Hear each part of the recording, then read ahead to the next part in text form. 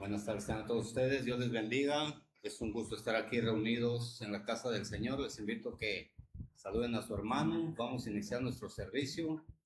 Padre, te damos gracias, Señor, por esta oportunidad que nos das de estar en tu presencia, Señor. Nos rendimos ante ti, Señor, en alabanza, en adoración, Señor, porque tú habitas en medio de las alabanzas, Señor. Padre, te pido por aquellos que vienen en el camino, Señor, tráelos con bien, Señor. Y mientras te estamos alabando, te estamos adorando, Señor, tú enviarás sanidad, Señor, enviarás sanidad a cada cuerpo, Señor. Venimos a adorarte, Señor, en todo momento, Señor, porque la honra y la gloria es para ti. En el nombre de Jesús, damos un fuerte aplauso al Señor.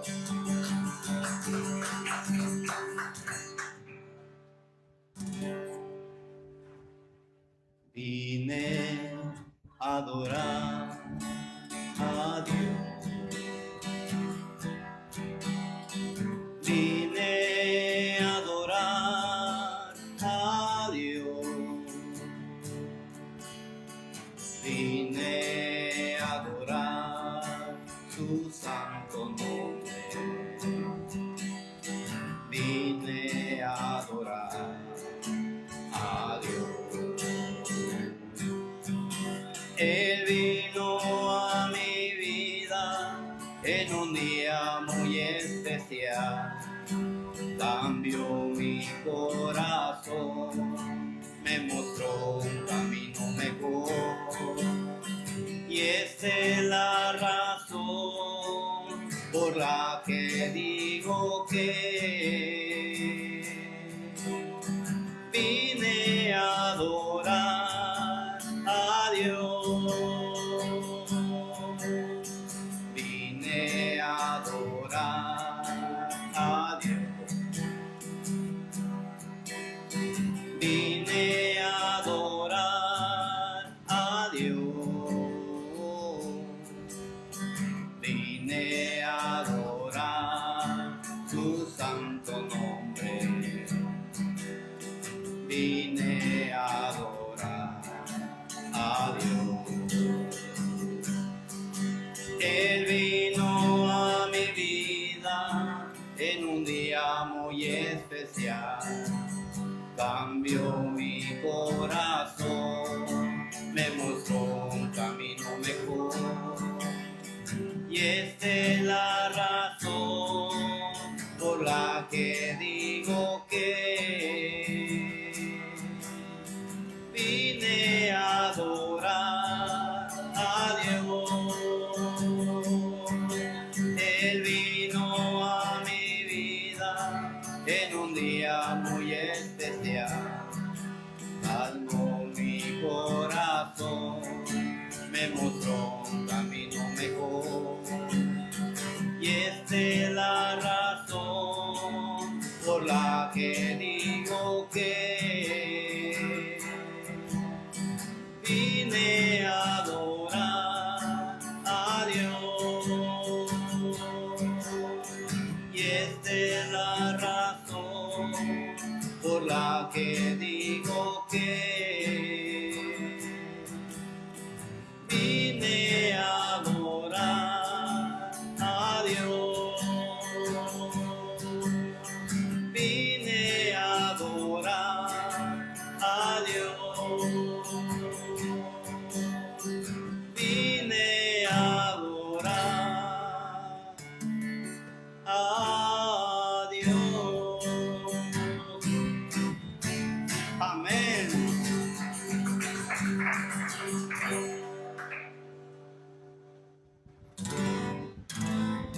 Vamos a gozarnos en el Señor en esta hora.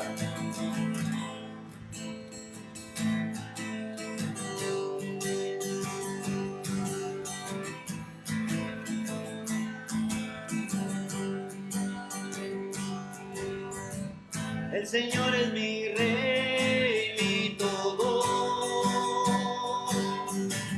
El Señor es mi luz, mi rey.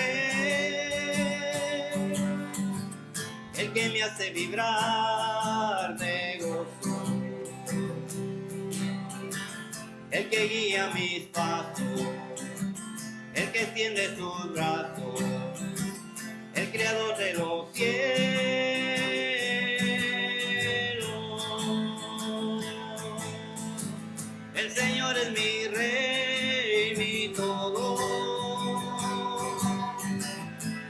Señor es mi luz, mi rey, el que me hace vibrar de gozo, el que guía mis pasos, el que extiende sus brazos, el creador de los cielos.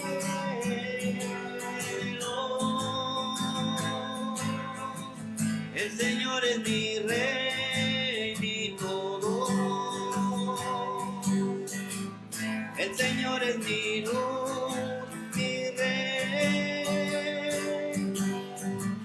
el que me hace vibrar de gozo, el que guía mis pasos, el que extiende sus brazos, el creador de los cielos. Y a su nombre. ¿Quién vive? Cristo. Amén. Venimos a gozarnos, dice así. No puede estar triste un corazón que alaba a Cristo. No puede estar triste un corazón que alaba a Dios. No puede estar triste un corazón que alaba a Cristo. No puede estar triste un corazón que alaba a Dios. Por eso yo canto y le alabo al Señor. No puede estar triste un corazón que alaba a Dios. No puede estar triste un corazón que alaba a Cristo. No puede estar triste un corazón que alaba a Dios. No puede estar triste un corazón que alaba a Cristo. No puede estar triste un corazón que alaba a Dios. Yo bailo, yo canto y me gozo en el Señor, porque Jesucristo es mi Rey y Salvador.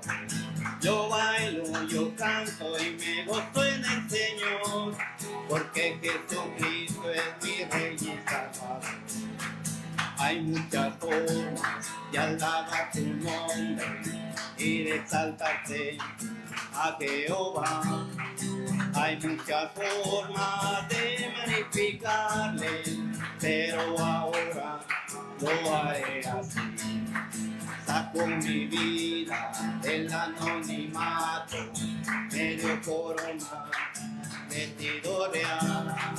Así es Jehová que exalta al pequeño, por causa de él yo me batí, remolineando, remolineando, celebraré a Jehová, remolineando, remolineando, me haré más bien por causa de Jehová.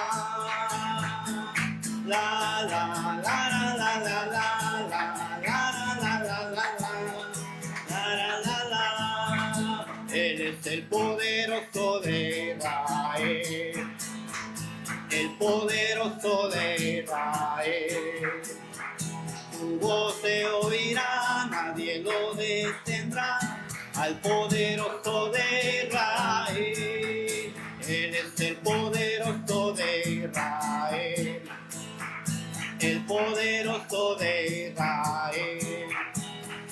Su voz se oirá, nadie lo detendrá, al poderoso de Israel. Y los ojos de los ciegos se abrirán, ellos verán, los oídos de los sordos oirán. El coco saltará, con el arpa danzará, la lengua de los mudos cantará. Él es el poderoso de Israel, el poderoso de Israel. Su voz se oirá, nadie lo detendrá, al poderoso de Israel.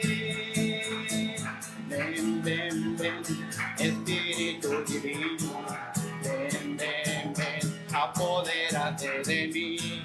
Ven, ven, ven, Espíritu Divino, ven, ven, ven, apodérate de mí. Apodérate, apodérate, apodérate de todo mi ser. apodérate, apodérate, apodérate de todo mi ser. Tu gloria cubrió los cielos y la tierra se llenó de tu alabanza. Tu gloria cubrió los cielos y la tierra se llenó de tu alabanza. Y el resplandor fue como una luz, rayos brillantes salían de tu mano. Y el resplandor fue como una luz, rayos brillantes salían de tu mano. Y ahí estaba escondido tu poder, y ahí estaba escondido tu poder. Los muros caen, se derrumban las fortalezas. El Señor entregó en tus manos Jericó. Grita, ¡hey! Toca la trompeta. No puedo parar de alabarte, no puedo parar de alabarte, no puedo parar de alabarte, Cristo. Remolineando, remolineando, celebraré a Jehová. Remolineando, remolineando, me haré más bien. Por causa de Jehová.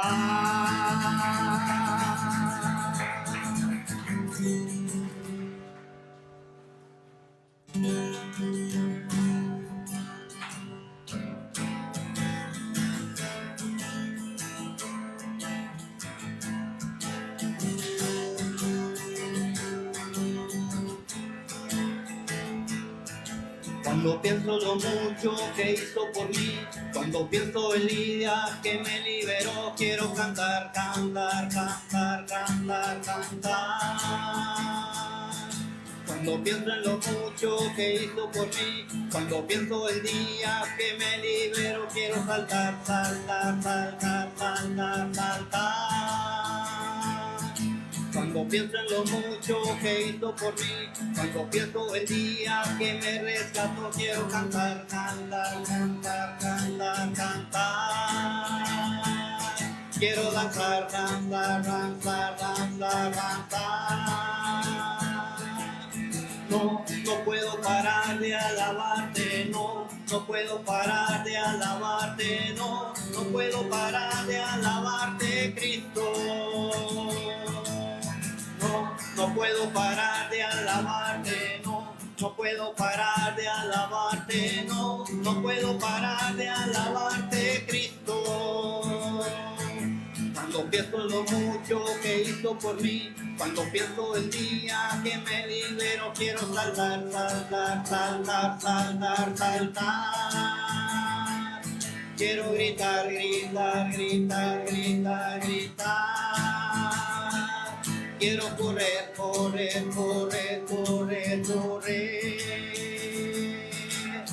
No puedo parar de alabarte, no puedo parar de alabarte, no puedo parar de alabarte, Cristo. No puedo parar de alabarte, no puedo parar de alabarte, no puedo parar de alabarte, Cristo.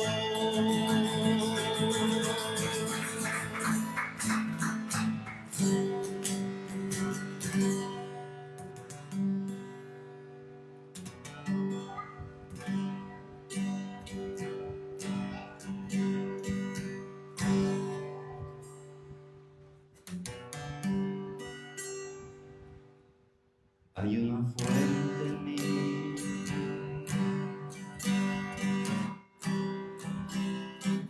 que está brotando,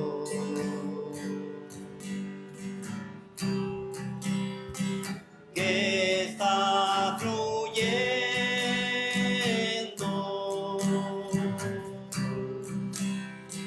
dentro de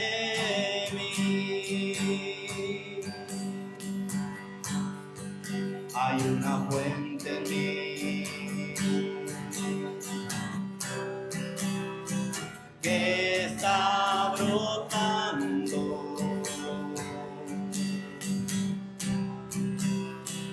que está fluyendo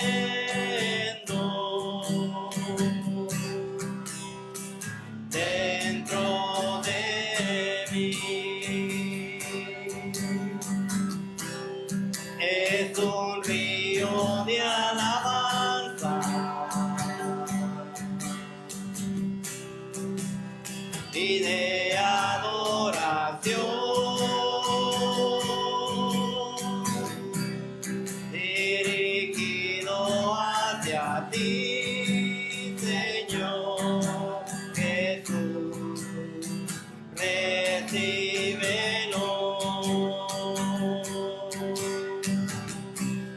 Es un río de alabanza y de adoración,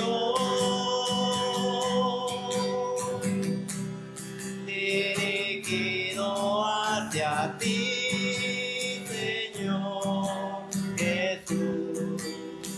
Recíbelo.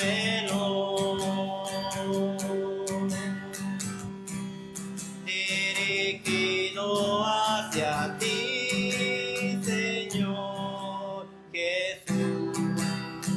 Recíbelo.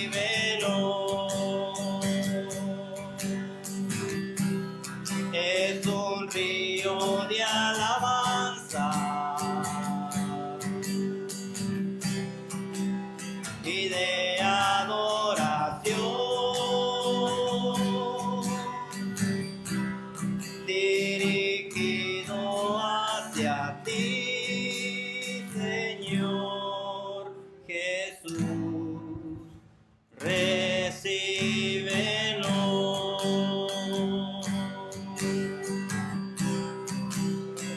Recíbelo.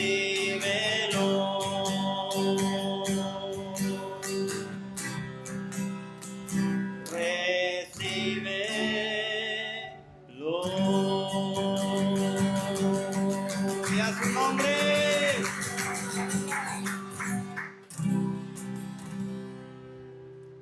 Hoy quiero llenar tu trono de alabanza. Quiero llenar tu trono en adoración. Quiero adorar, postrado en tu presencia y proclamarte, Señor. Hoy quiero llenar tu trono de alabanza.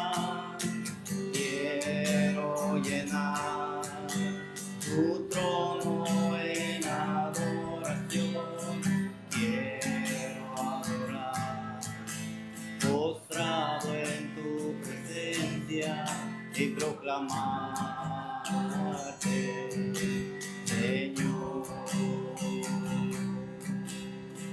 Santo, santo, santo, mi corazón te adora.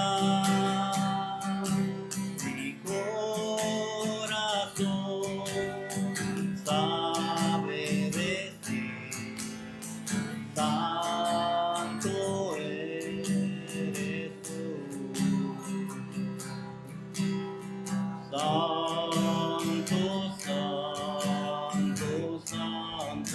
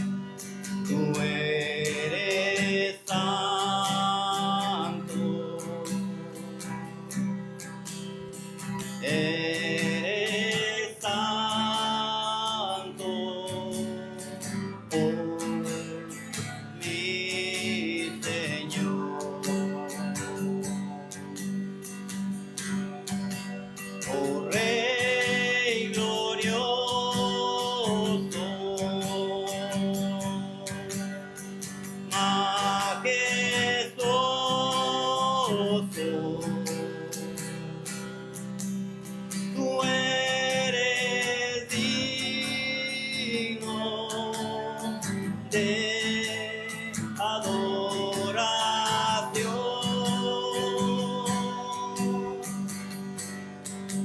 Oh Rey glorioso,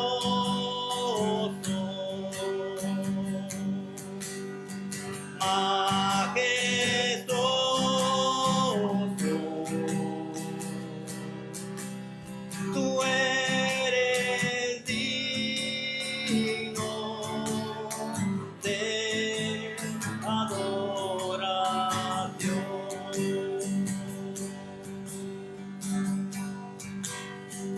Aleluya,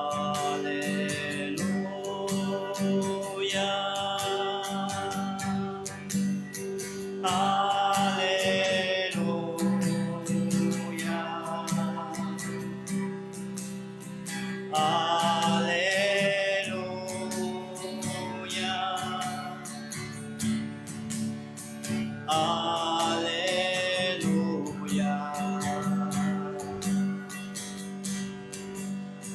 aleluya, aleluya, aleluya,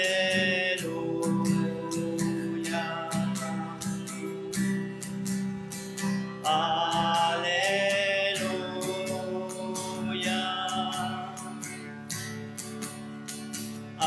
aleluya. Rey glorioso, oh Rey glorioso,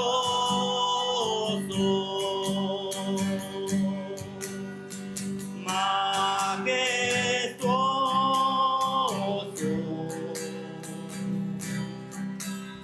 tú eres digno de adoración.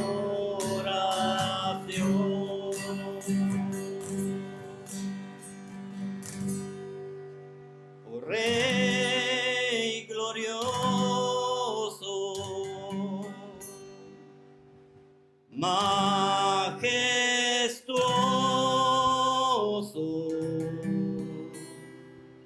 tú eres digno de adoración.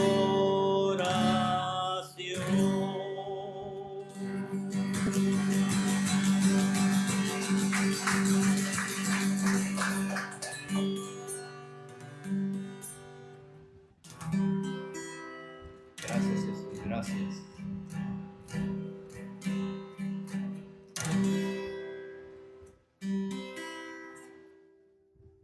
Inmolado en el Calvario, Él mostró su amor por mí.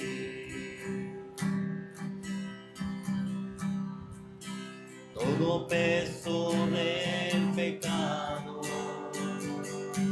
sucios pecados, encima Él llevó.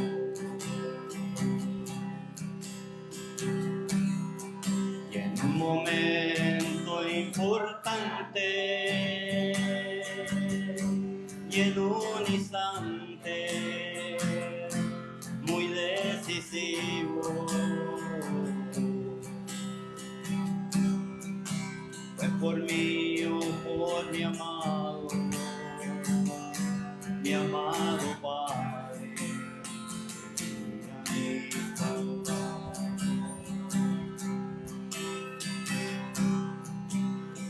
sangre que me da la paz, sangre que me purifica,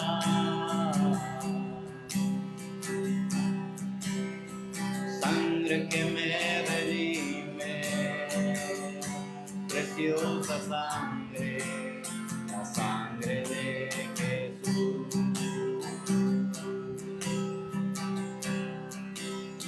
Sangre que me da la paz,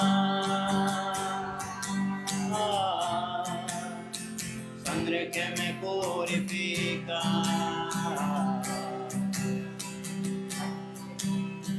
sangre que me redime, preciosa sangre, la sangre de Jesús. despreciado y desechado, el varón de dolor. Él sufrió nuestra dolencia y fue herido por nuestra rebelión. Mas angustiado y afligido hasta la muerte, no abrió su boca. De su trono hasta el pesebre al Calvario, y del Calvario a Dios. Sangre que me da la paz, sangre que me purifica,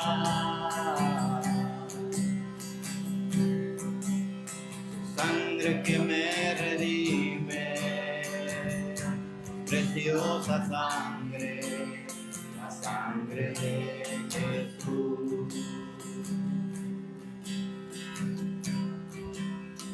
Sangre que me redime, preciosa sangre, la sangre de Jesús.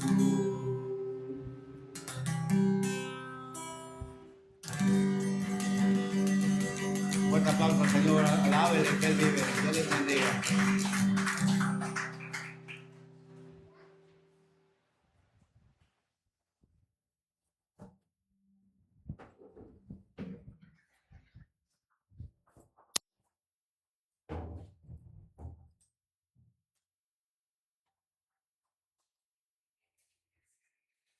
Por favor, salude a su hermano y los niños pueden pasar a su clase.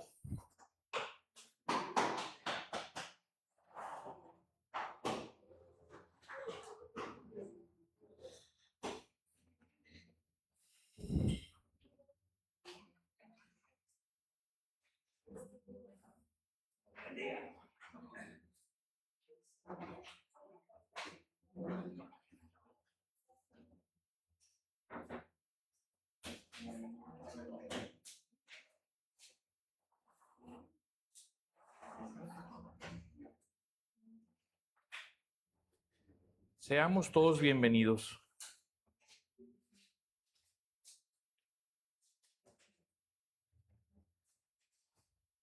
¿Sí alcanzan a leer? ¿Sí? Qué bueno.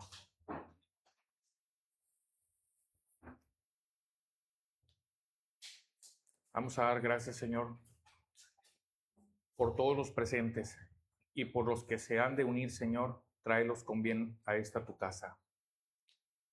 Y que sea revelada tu palabra, Señor, en nuestros corazones. Tu palabra que se plante profundamente en nuestro corazón y que eche ahí raíz y que dé buen fruto. En el precioso nombre de Cristo Jesús. Amén.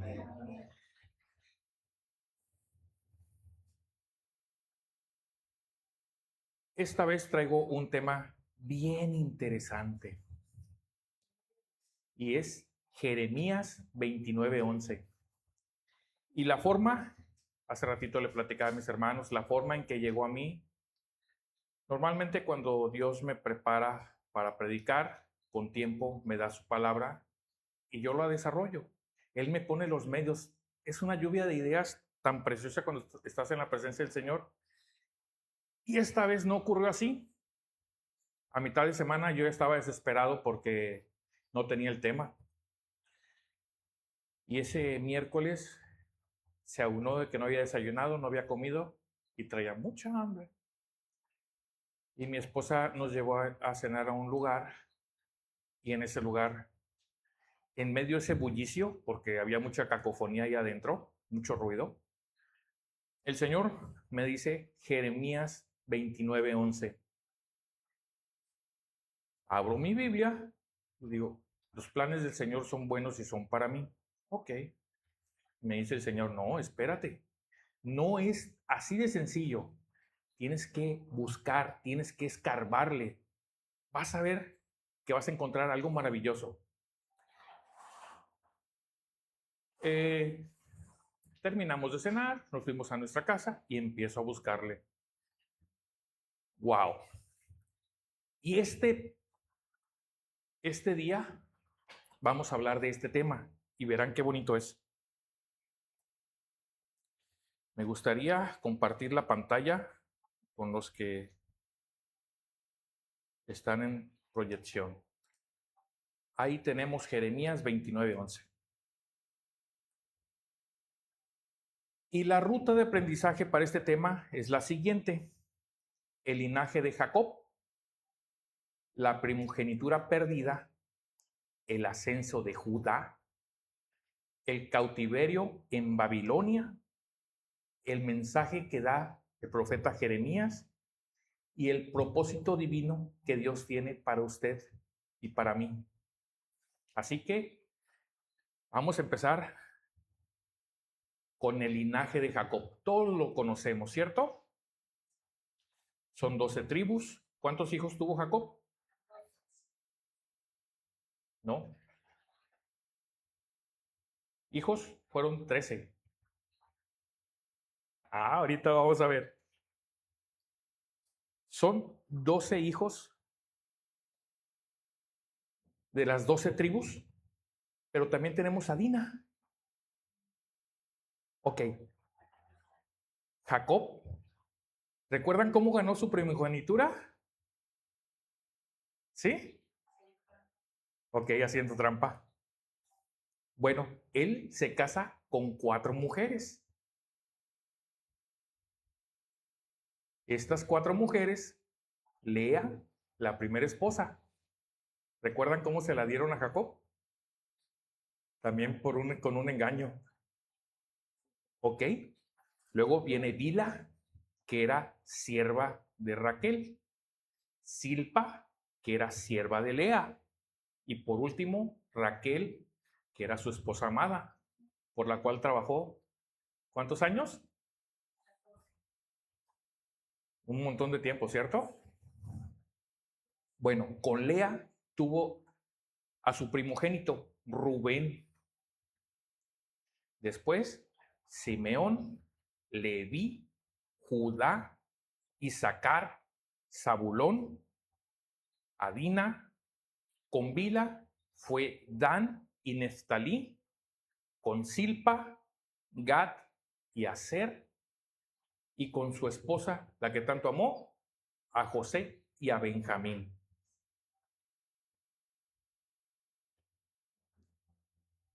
Antes las historias se pasaban a la luz de la fogata, a la luz de la luna. Todos los hijos se reunían y se contaban las historias habladas.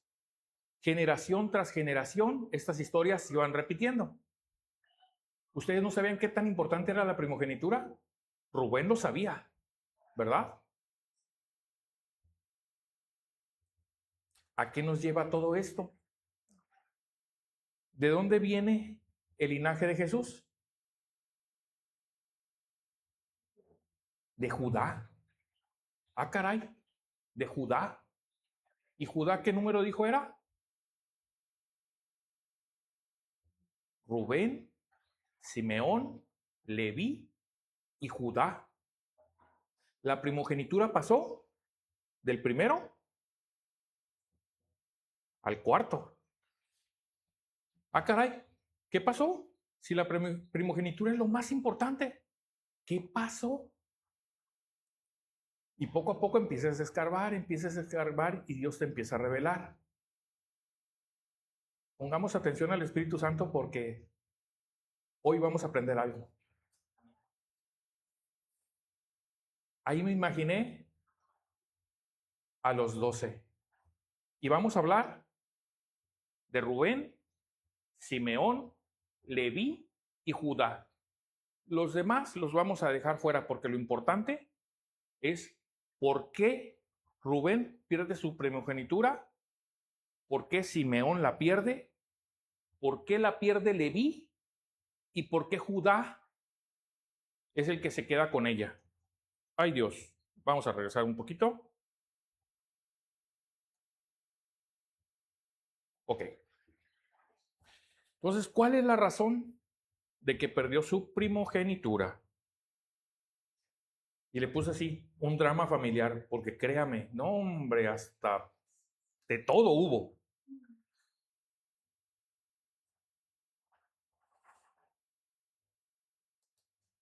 Vamos a continuar.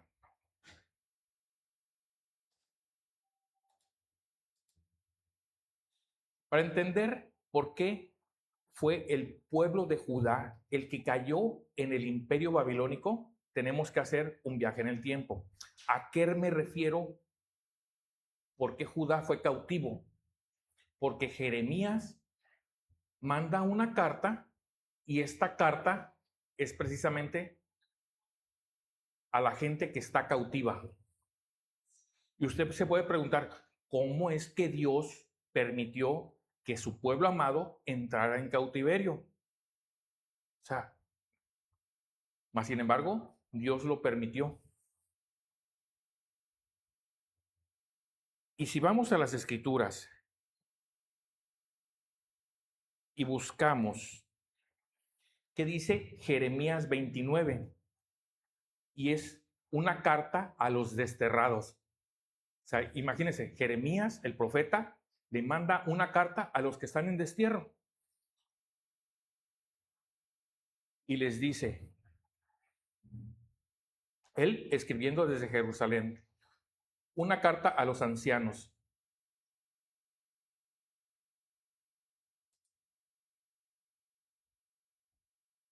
A los sacerdotes, a los profetas, a todos los que el rey Nabucodonosor había desterrado a Babilonia.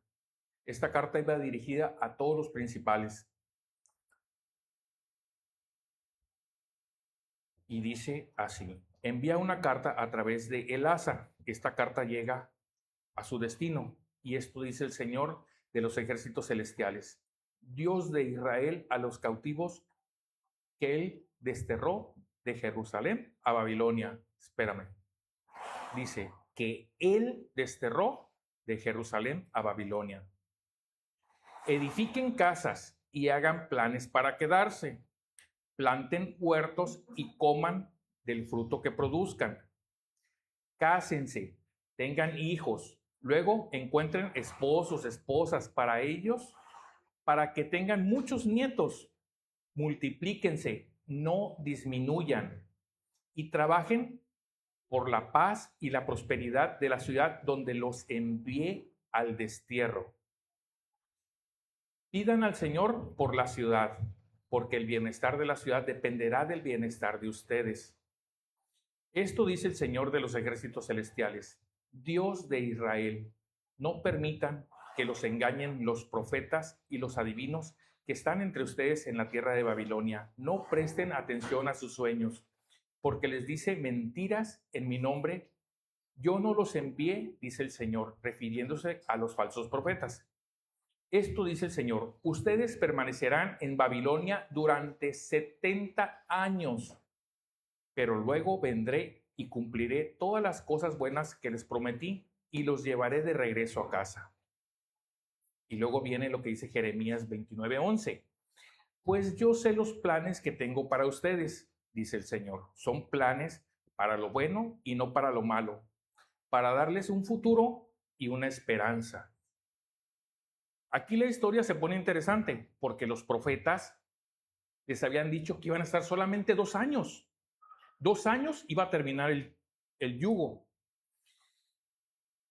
Y este episodio lo marca en el 28, Jeremías 28, y relata un enfrentamiento. En el 4º año del reinado de Sedequías, rey de Judá, Ananías confrontó públicamente al profeta Jeremías. Ananías era un profeta también. Bueno, él se decía llamar profeta.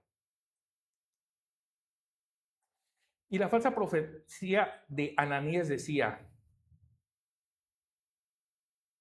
que le quita un yugo a Jeremías, un yugo de madera que llevaba sobre el cuello como símbolo de sometimiento a Babilonia. Lo rompió y declaró, así dice el Señor, es Ananías hablando. De esta misma manera, dentro de 2 años romperé el yugo de Nabucodonosor, rey de Babilonia, que ha impuesto sobre el cuello a todas las naciones. La promesa aseguró que en un plazo de 2 años, Dios devolvería a Jerusalén todos los utensilios robados. Acuérdense que se llevaron a los principales y se llevaron todos los utensilios que estaban en el templo. Y habían de regresar al rey Jaconías y a los deportados. El desenlace, imagínense esto, Jeremías advirtió a Ananías que Dios reemplazaría el yugo de madera por uno de hierro. Y que por haber incitado al pueblo a confiar en una mentira, moriría ese mismo año. ¿Qué creen que pasó? En 7 meses, Ananías falleció. Esa es la razón por la cual Jeremías escribió la carta. Ese es el contexto.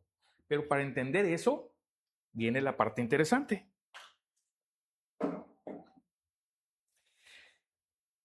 Y yo me imagino de esta manera. Vamos a hacer un viaje en el tiempo y nos vamos a remontar a aquella época para entender los sucesos y cómo es que cada suceso tuvo una repercusión completamente tremenda para haber perdido la primogenitura desde Rubén y que fuera a Judá, porque esta profecía fue para Judá. Y Judá, si usted recuerda, viene el nombre de judíos. Y el nombre de Israel, ¿de dónde proviene? De Jacob. Entonces vamos a aventarnos un viaje en el tiempo. Y dice así, la pérdida de la primogenitura. Vamos a poner en pantalla esto. La pérdida de la primogenitura de Rubén es uno de los dramas familiares más intensos del Génesis. En el Antiguo Oriente Medio, el derecho de primogenitura se llama Becorá. Era sagrado. Se le otorgaba al hijo mayor el liderazgo de la familia, el estatus de sacerdote de su hogar. ¿Qué correspondía a él? Una vez que te haces sacerdote, tienes que pasar de generación en generación todas las historias que nos han contado nuestro papá, nuestro abuelo y que vienen de generación en generación. Y también recibía una doble porción de herencia de todos los bienes de su padre. Rubén lo perdió todo debido a un grave error, y es un error moral. Un acto de deshonra directamente hacia su padre. ¿Usted sabe cuál es? ¿No?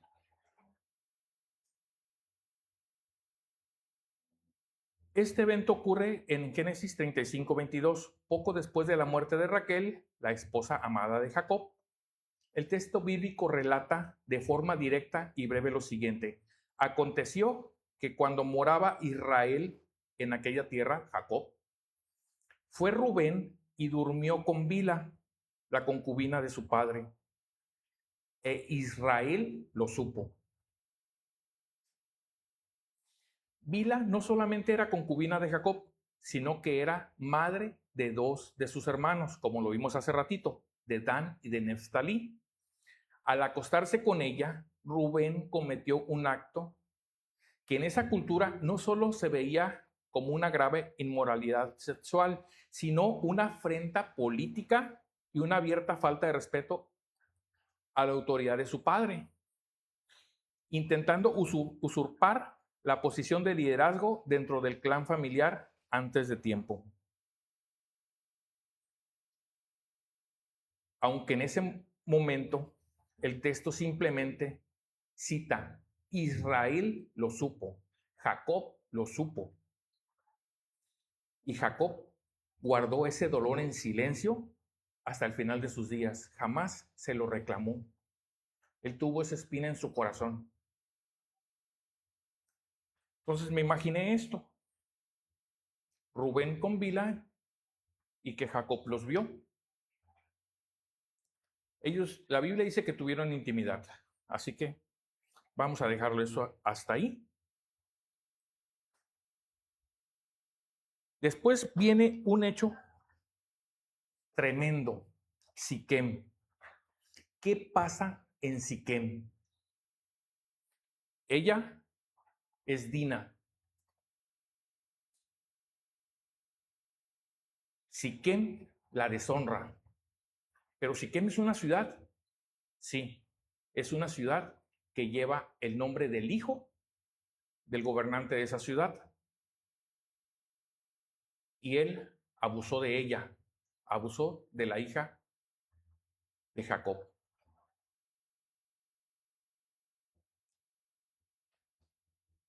Esta historia comienza cuando Dina, la única mujer de Jacob, hermana de padre y madre de Simeón y de Leví, pues todos eran hijos de Lea, salen a visitar a las mujeres de la región de Canaán. Allí Siquem, un príncipe local de los heveos e hijo del gobernante Amor era su padre, la ve y la toma a la fuerza, la deshonra. A pesar de este acto violento, Siquem se enamora de Dina y le pide a su padre, Amor, que negocie con Jacob para que se la concedan como esposa. Él va, habla con su padre, pero ocurre algo. Amor y Siquem van a hablar con Jacob y sus hijos para proponerles no solo el matrimonio entre Siquem y Dina, sino una alianza total. Intercambiar hijas, comerciar, vivir juntos, que tomen tierra. O sea, para Jacob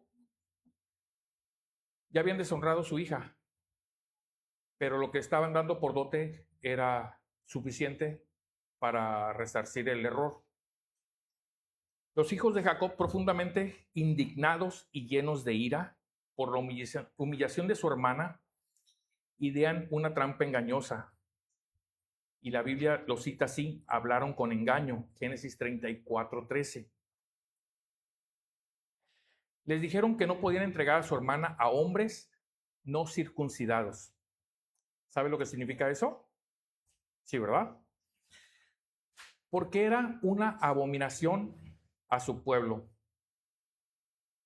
Prometieron aceptar la alianza y el matrimonio solo si todos los hombres de la ciudad de Siquem se circuncidaban.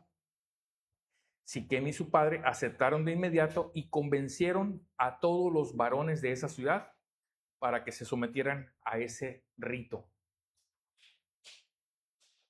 La Biblia no especifica cuántos habitantes había en esa ciudad, pero sí dice que era una ciudad poblada. Entonces imaginemos que por lo menos más de 20 familias había ahí. Y cada varón tuvo que circuncidarse. Si viven en un lugar y no estás de acuerdo, te vas. Pero si tú estás viviendo cómodamente, deciden aceptar y todos aceptaron. ¿Qué ocurre? Ya tenían esto en plan Simeón y Leví, el segundo y el tercer hijo de su dinastía. Al tercer día de la circuncisión, cuando los hombres de la ciudad estaban en el punto más intenso de dolor e incapacitados para luchar, ocurre un ataque a traición. Simeón y Leví tomaron sus espadas, entraron a la ciudad que se sentía confiada y mataron a todos los varones, incluyendo Siquem y a su padre Amor. A todos los asesinaron.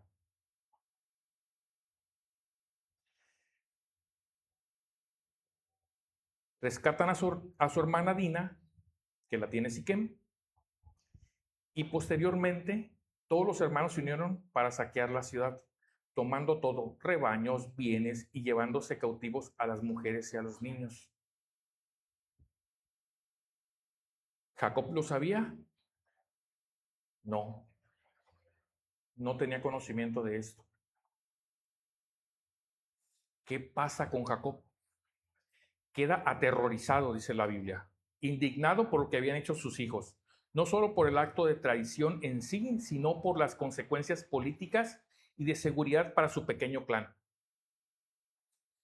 Y dice Génesis 34:30, me habéis turbado para hacerme abominable a los moradores de esta tierra. Y juntándose contra mí, me atacarán y seré destruido yo y mi casa. Hablando Jacob. ¿Qué había dicho Dios? ¿Cuál era la promesa que había hecho Dios? Que los hijos serían como estrellas en el cielo, ¿cierto? ¿Cuál era el temor real en su corazón? De por un error de sus dos hijos pudieran venir los demás clanes y exterminarlos. Jacob. ¿Era lícito que Jacob sintiera miedo? Sí, ¿verdad? Entonces ahí tenemos a Rubén, que la ofensa es que se casa, bueno, no se casa, se une con su concubina, con la concubina de su padre. Su consecuencia, perder la primogenitura. Simeón y Leví, de Leví vienen los levitas. Por la masacre, la escritura dice que serían dispersados. Y tenemos a Jacob en el lecho de muerte y manda a llamar a su hijo. Y su hijo, pensando de que su padre ya había olvidado todo, le dice, impetuoso como las aguas, no serás el principal refiriéndose al primogénito, por cuanto subiste al lecho de tu padre. Este hecho no solamente se ve aquí, sino que también ocurrió a David, el rey David, cuando uno de sus hijos mata a su hermano y después de matarlo, usurpa el trono de su padre. Y su padre, por no enfrentarse a su hijo, sale huyendo. Y él también toma a sus concubinas. Cuando tomabas a las concubinas del rey, automáticamente te estás proclamando rey. Aquí, Rubén toma a la concubina de su padre y él está usurpando el trono, el lugar de Jacob. En el hecho de muerte también manda a llamar a sus otros dos hijos. ¿De quién estamos hablando? Del segundo en la línea, en su linaje, y de su tercero, Simeón y Leví. Y dice, ¿cómo se repartieron los privilegios de Rubén? Lo curioso de la historia es que los privilegios que correspondían a Rubén no pasaron al segundo hijo, Simeón, ni al tercero, Leví, porque ellos se descalificaron por ser hombres violentos en otro incidente. Ya lo vimos. La primogenitura se dividió entonces entre los hermanos. La doble porción, la herencia material, pasó a José.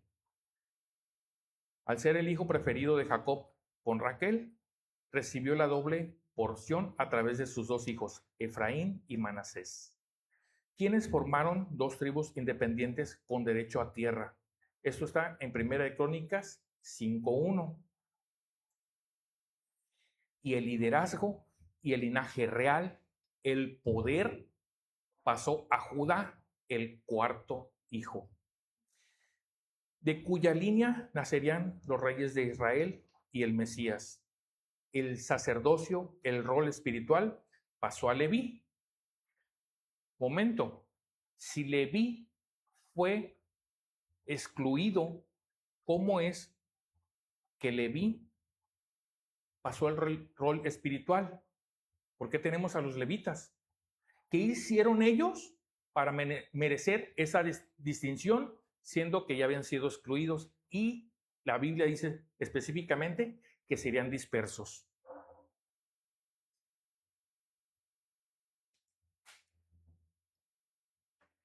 La tribu de Simeón fue perdiendo poder paulatinamente.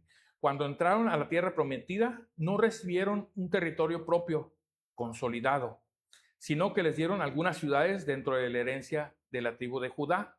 Esto lo encuentra usted en Josué 19, del 1 al 9. Con el tiempo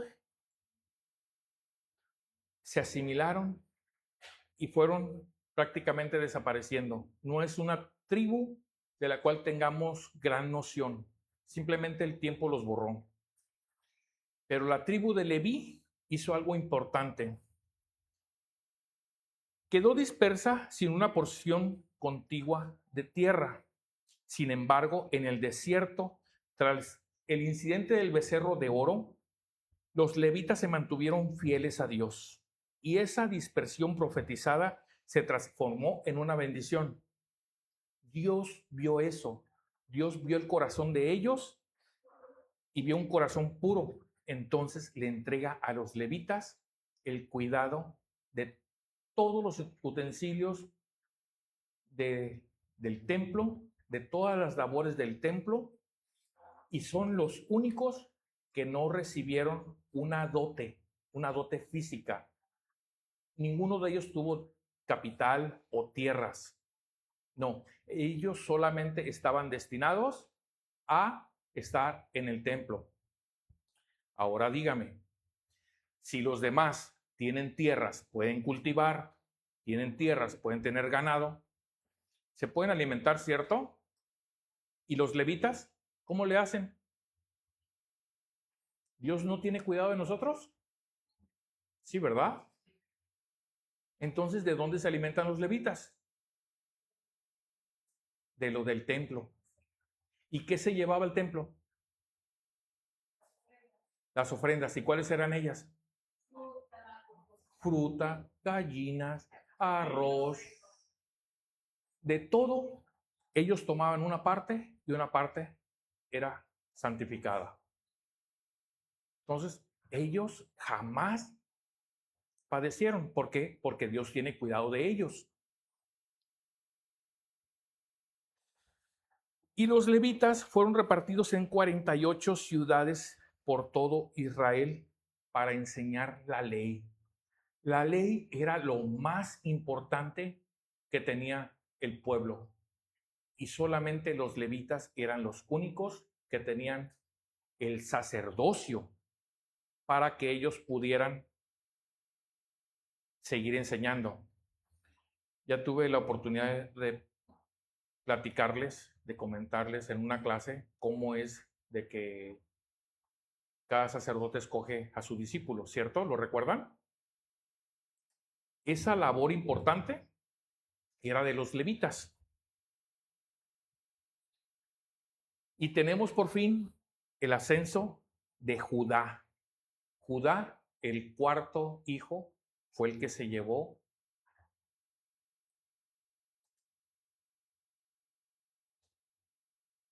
la primogenitura de su padre. Veámosla.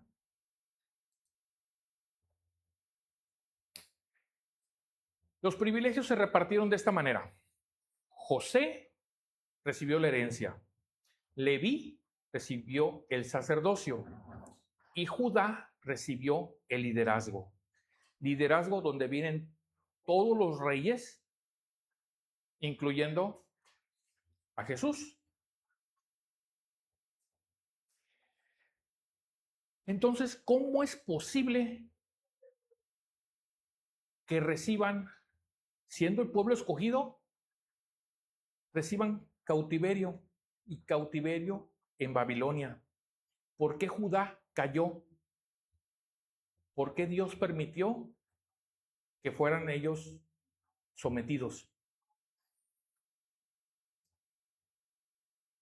¿Qué fue lo que causó el exilio a Babilonia? Primero, la idolatría. Empezaron a adorar a otros dioses. Las injusticias. Ya no tenían profetas. Y la tierra no tenía reposo. Esas 4 razones fueron por las cuales Dios permitió que su pueblo quedara cautivo. Cuando Dios Padre nos regaña, siempre es por una razón. Y a veces, aunque no la veamos, la razón existe, aunque nosotros tengamos los ojos tapados. Y el enojo o la ira de Dios en el Antiguo Testamento no se describe como un exabrupto emocional o caprichoso. Dios no trabaja de esa manera, sino como una reacción de su santidad y justicia ante una violación continua a un pacto. Y si Dios tiene un pacto con Judá y Judá lo desobedece o simplemente le da la espalda a Dios, ¿qué es lo que hace Dios? Aquí permitió que Babilonia se los llevara cautivos. Hay que mirar las causas principales de que los propios profetas, especialmente Jeremías, Isaías y Ezequiel, y los libros históricos como Segunda de Reyes y Segunda de Crónicas, señalan lo siguiente: una idolatría pertinaz y la apostasía. El motivo principal fue el abandono reiterado del pacto del Sinaí. El pueblo de Judá no solo adoró a Dios, sino que rindió culto a las deidades de las naciones vecinas, como Baal, Astarte, Moloc. Esto es, con una mano, sí Señor, soy tu hijo, y con la otra, lo apuñalo, porque tenemos un Dios que es muy celoso. Sincretismo y profanación. Imagínese esto, llegaron al extremo de colocar estatuas y altares paganos en el propio templo de Jerusalén. ¿Usted qué cree? ¿Que Dios estaba contento con esto?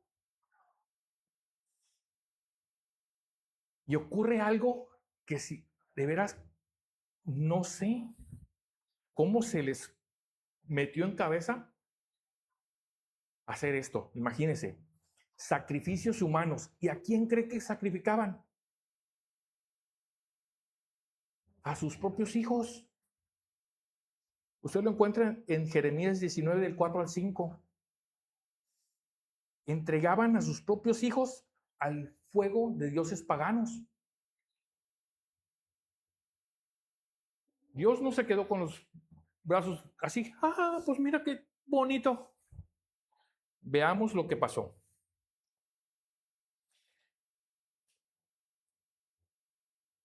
La teología bíblica dice que la relación con Dios está inseparablemente unida al trato hacia el prójimo, y Dios reprendió duramente a Judá porque la sociedad se había vuelto profundamente corrupta y desigual.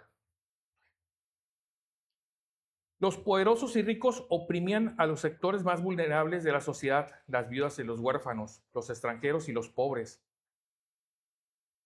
Esto está en Isaías 1, del 16 al 17, y en Jeremías 22 y 22:3.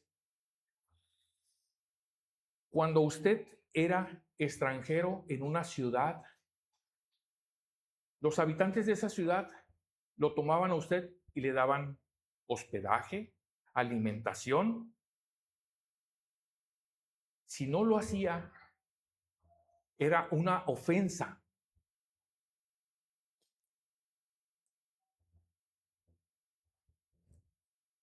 Las viudas y los huérfanos siempre tenían que tener sustento y dejaron de tenerlo. Una corrupción judicial y moral. Los jueces aceptaban sobornos. Así como aquí, ¿verdad? Los comerciantes usaban balanzas falsas y el sistema estaba diseñado para favorecer al poderoso en detrimento del inocente. Un rechazo continuo a las advertencias y profetas. El cautiverio fue una respuesta repentina. Según el relato bíblico, Dios envió pacientemente durante siglos a numerosos profetas. Tenemos a Amos, Oseas, Isaías, Miqueas, Jeremías, para advertirles y llamarles al arrepentimiento. estos profetas estuvieron hablándole a su pueblo. Sigan los caminos del Señor, sigan los caminos, regresen sus pasos al Señor. Y Jehová, el Dios de sus padres, envió constantemente palabra a ellos por medio de sus mensajeros, porque él tenía misericordia de su pueblo y de su morada, mas ellos hacían escarnio de los enfermos de Dios y menospreciaban sus palabras. El pueblo no solamente ignoró las advertencias, sino que persiguió y encarceló y en ocasiones mató a los profetas que llamaban a rectitud. Y una de las cosas que marcó los 70 años está en este siguiente punto. La violación del año de reposo de la tierra, el sabbat de la tierra. En la vida normal de un judío, lunes, martes, miércoles, jueves, viernes y el sábado descansaban, ¿cierto? Domingo iniciamos de nuevo y el sábado era de descanso. La palabra también dice que a la tierra se le tenía que dejar descansar un año. ¿Lo hicieron ellos? No. ¿Qué tuvo por consecuencia? Esto usted lo encuentra en Levítico 25. Y Dios había establecido que cada 7 años la tierra debía descansar y no ser cautiva. Perdón, no ser cultivada. Durante casi 4 siglos, Israel ignoró este mandamiento por avaricia y falta de fe. El libro de Crónicas señala de forma explícita que los 70 años de exilio en Babilonia tuvieron también como propósito devolver a la tierra el reposo que se le había negado. Hubo profetas que dijeron, en 2 años se acaba este cautiverio y nos vamos. Y Jeremías viene y les dice, cásense, tengan esposa, levanten casa, hagan cultivo, tengan hijos, hagan nietos. ¿Cuántas generaciones tuvieron que pasar en 70 años para poderlos Dios regresar a Jerusalén? Si les dice, tengan nietos, por lo menos son 3 generaciones, ¿cierto? 3 generaciones.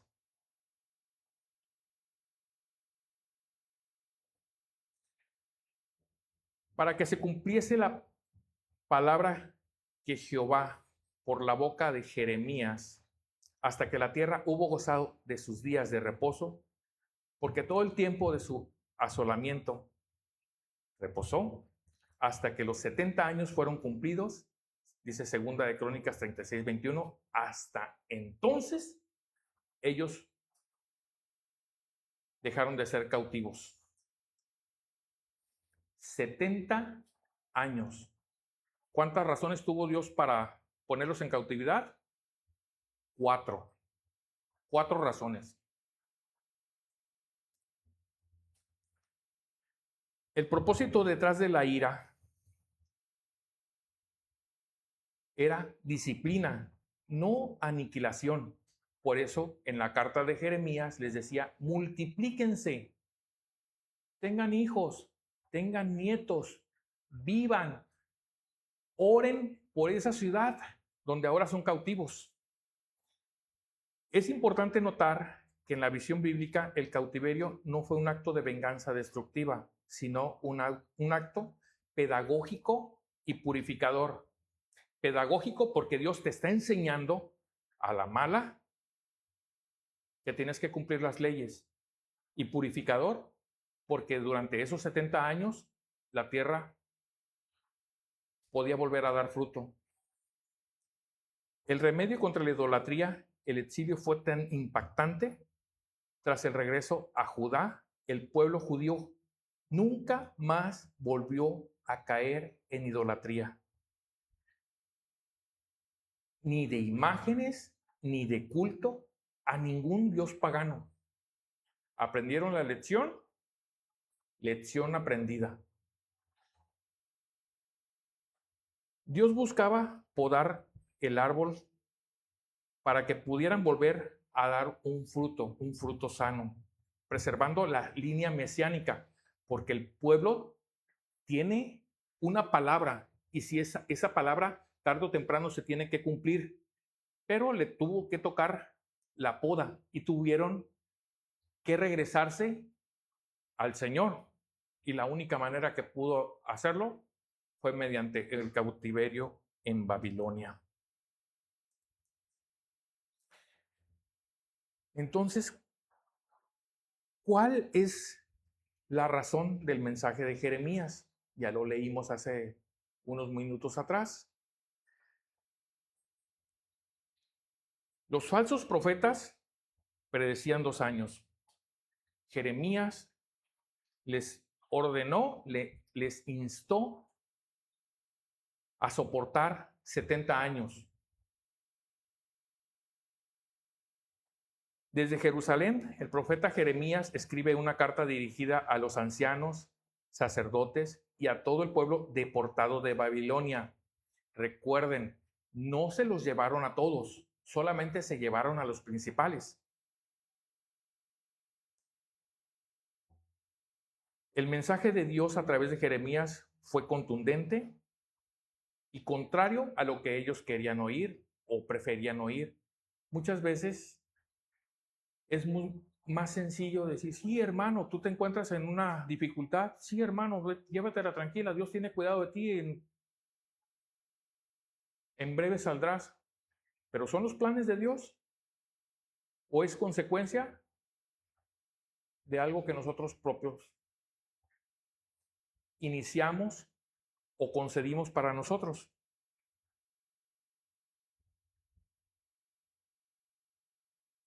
Y dice el Señor así, porque yo sé los pensamientos que tengo acerca de vosotros, pensamientos de paz y no de mal, para daros el fin que esperáis. Esta carta iba dirigida a un pueblo en cautiverio. Y nosotros tomamos la escritura y lo digo de esta manera.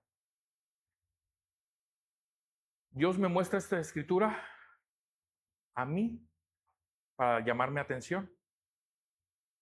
Y me dice, busca, indaga, hay algo más detrás de esto.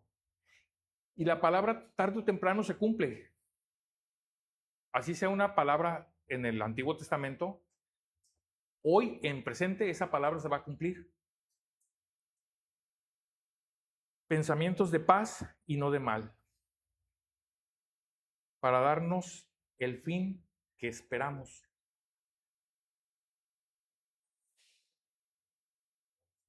Dios no les dijo, este va a ser un rescate mágico, sino que se está cumpliendo un plan soberano.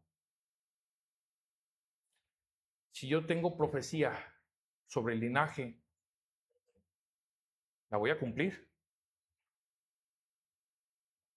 Entonces, ¿cuál sería el propósito divino aplicado a este diseño?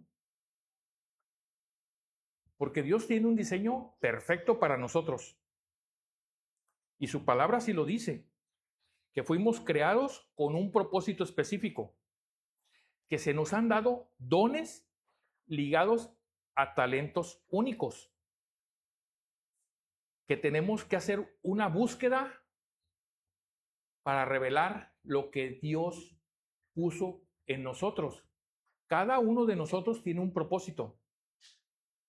Cada uno de nosotros, Dios ya tiene planes perfectos, delineados, para que sigamos en ellos.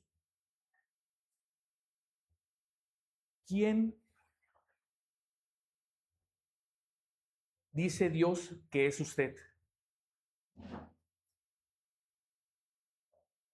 Dios dice que nos vio en el vientre de nuestra madre. Su palabra dice, Jeremías 5:1, que antes que te formara en el vientre ya te había conocido. Si Dios, desde antes de mi concepción, ya sabe quién voy a ser y qué voy a hacer, ¿no tiene Dios un lineamiento perfecto para su vida. Salmo 139, del 13 al 16 dice, porque tú formaste mis entrañas, tú me hiciste en el vientre de mi madre. Te alabaré porque formidables, maravillosas son tus obras. Estoy maravillado y mi alma lo sabe muy bien. No fue encubierto de ti mi cuerpo, bien que en oculto fui formado y entretejido en lo más profundo de la tierra. Mi embrión vieron tus ojos y tu libro estaban escritas, y en tu libro estaban escritas todas aquellas cosas que fueron luego formadas, sin faltar una de ellas. Efesios 2:10 dice, porque somos hechura suya, creados en Cristo Jesús para buenas obras, las cuales Dios preparó de antemano para que anduviéramos en ellas. Y si Dios ha preparado buenas obras para mí, para que yo camine en esas obras, ¿a quién le toca descubrir cuál es el propósito que Dios tiene en su vida? ¿A mí o a usted? ¿Te imaginaste estar al frente en la alabanza?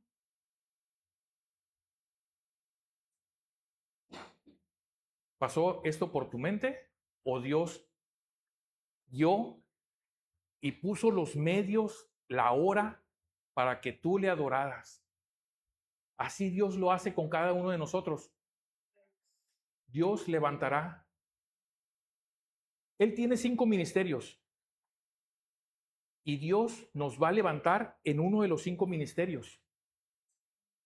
Usted puede ser profeta, puede ser pastor, puede ser maestro. Dios tiene preparado algo para usted y es algo maravilloso, pero está en nosotros empezar a buscarlo. ¿Usted conoce cuáles son sus talentos? Ok. Dios lo menciona de esta manera en la carta primera de Pedro 4:10 y dice, para servir a los demás. El principio fundamental de un talento es el servicio. No te pertenecen solo a ti, no te fueron dados para hacer te fueron dados para ser un canal de bendición para quienes te rodean. Dios ha puesto un talento en ti, pero no para que te quedes con él, no para que lo tengas oculto. Te lo ha puesto a ti para que lo compartas. Cada uno según el don que ha recibido, ministrelo a otros como buenos administradores de la multiforme gracia de Dios. Segundo,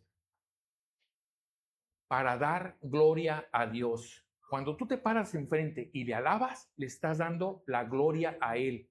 Cuando tú vienes al frente y predicas, le estás dando la gloria a Él. Porque no vienes aquí al frente a hacerlo en tus fuerzas. Si lo haces en tus fuerzas, eso se llama ego. Y Dios no le gusta eso. Una de las cosas que a mí me detuvieron para estar aquí al frente de ustedes es que dice la palabra que si por mi causa uno de sus hijos abandona la fe, mejor me fuera ponerme una piedra de molino en el cuello y aventarme a lo más profundo de la tierra, a lo más profundo del mar. Esta palabra tiene gran repercusión y muchas personas se paran al frente a hablar, es que yo hice, es que yo hago. A Dios no le gusta eso.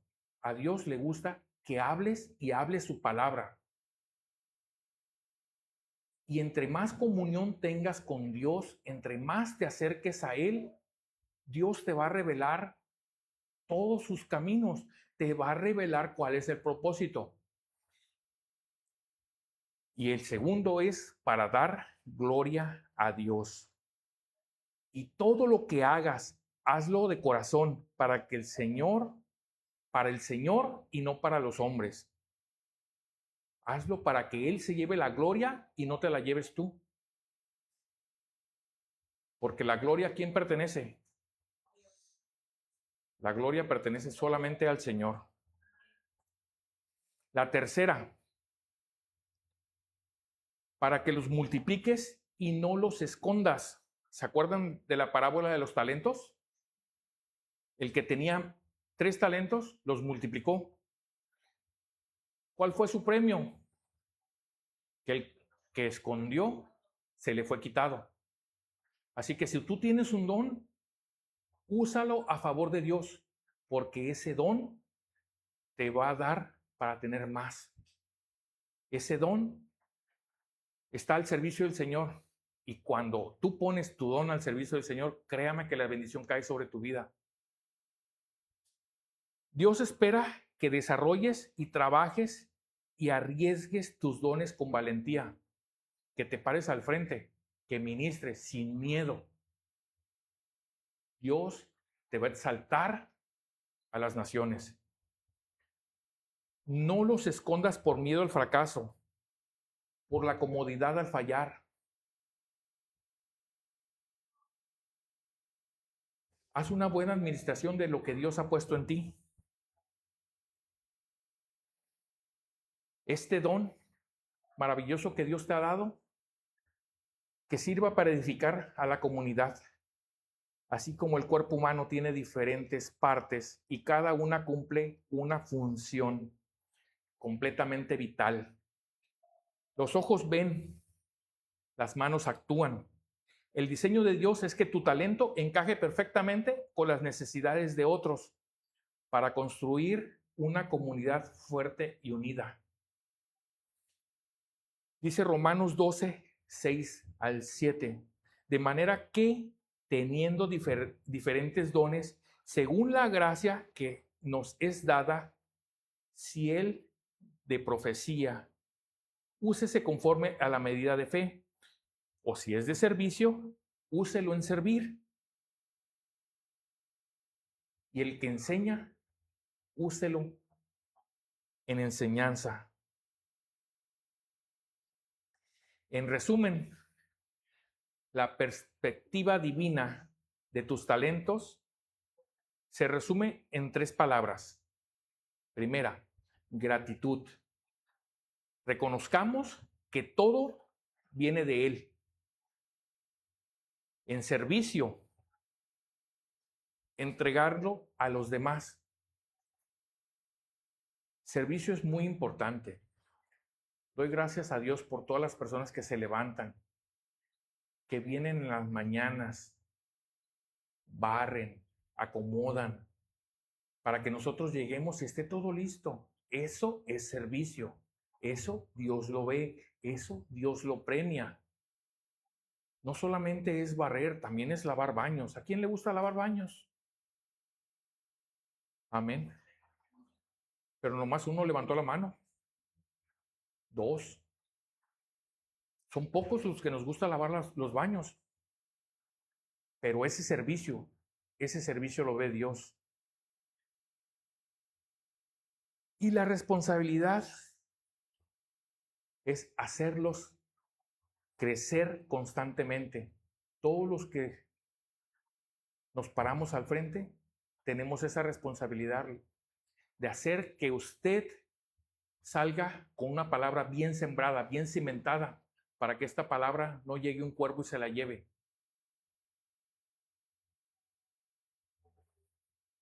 Entonces la pregunta es, ¿cómo usarás tus talentos?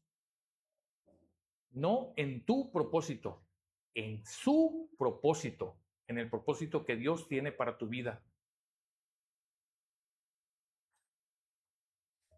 Con esta pregunta damos por terminada la enseñanza de hoy. Y vamos a despedir a la congregación que nos ve en línea, incluyendo a nuestro pastor, que por ahí anda de viaje. Así que Dios les bendiga y nos vemos el próximo domingo en el servicio de la tarde. Vamos a